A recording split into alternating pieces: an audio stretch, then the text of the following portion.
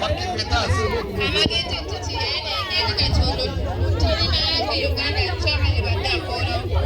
So we want to also come to one of this area. And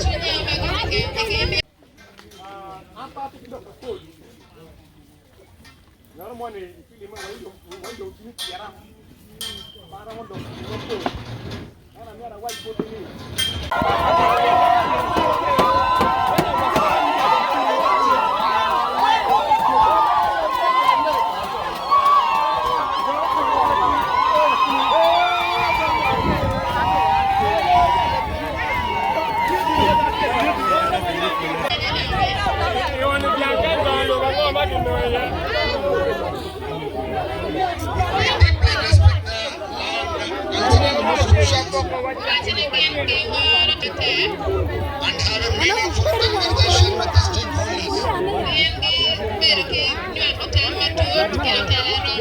the district. We are glad to be with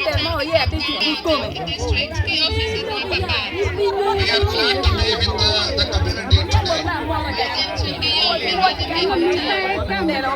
Feel free to